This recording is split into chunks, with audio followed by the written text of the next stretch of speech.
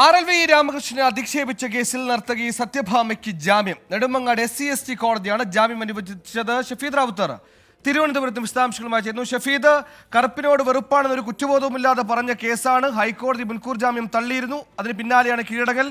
ജാമ്യ വ്യവസ്ഥകൾ എന്തൊക്കെയാണ്? ഈ ജാമ്യത്തിന് അവർ നൽകിയ വാദങ്ങൾ എന്തൊക്കെയാണ്?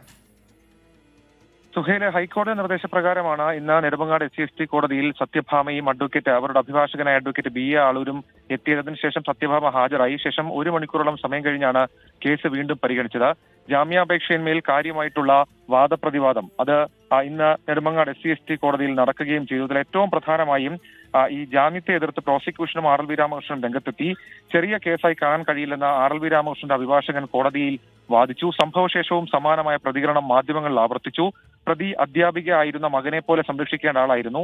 ജാമ്യം അനുവദിക്കരുതെന്നും RLV രാമകൃഷ്ണന്റെ അഭിഭാഷകൻ കോടതിയെ ഇന്ന് അറിയിച്ചു. പ്രതിയെ കസ്റ്റഡിയിൽ എടുക്കേണ്ടത് അനിവാര്യമാണെന്ന് പ്രോസിക്യൂഷനും കോടതിയിൽ വാദിച്ചിരുന്നു. വാദിയെ സ്വാധീനിക്കാനും തെളിവ് നശിപ്പിക്കാനും സാധ്യതയുണ്ട്.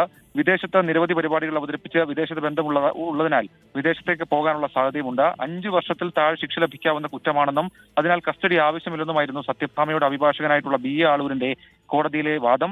വിവാദ പരാമർശം കാരണം ജീവിതത്തിൽ പലവിധ ബുദ്ധിമുട്ടുകളുണ്ടായി. തന്റെ വിദ്യാർത്ഥികളായ കറുത്ത കുട്ടികൾ അവർ തന്നിൽ നിന്ന് പോയി. മാത്രമല്ല വലിയ പ്രതിസന്ധി നേരിടുന്നു. കൂടാതെ ഏറ്റവും സുപ്രധാനമായിട്ടുള്ള കാര്യം പ്രതി സ്ത്രീയാണ് എന്നടക്കമുള്ള കാര്യങ്ങൾ കോടതി പരിഗണിക്കണമെന്നും BA ആളൂർ പറഞ്ഞിരുന്നു. കൂടാതെ 7 വർഷത്തിന് താഴെ ഉള്ള കുറ്റം ലഭിക്കാവുന്ന കേസായതിനാൽ സ്വാഭാവികമായും ആ രീതിയിൽ പരിഗണന ലഭിക്കണമെന്നും BA ആളൂർ കോടതിയെ വാദിച്ച ശേഷമാണ് നെടുമങ്ങാട് SC/ST കോടതി ഇപ്പോൾ സത്യഭാമയ്ക്ക് ജാമ്യം അനുവദിച്ചിരിക്കുന്നത്. ജാമ്യ വ്യവസ്ഥയിലാണ് ജാമ്യം.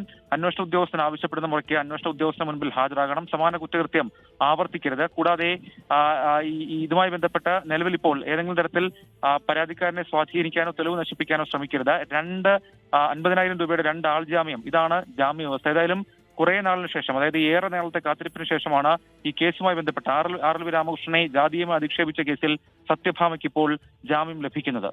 സുഹൈൽ, ശരി, ഷഫീദാണ് വിശദാംശങ്ങൾ നൽകിയത്. മനുഷ്യനെ നിറത്തിന്റെ ഭേദത്തിൽ വേർതിരിച്ചെടുക്കുന്ന പ്രസ്താവന നടത്തിയ സത്യഭാമയ്ക്ക് കർശന ഉപാധികളോടെ ജാമ്യം.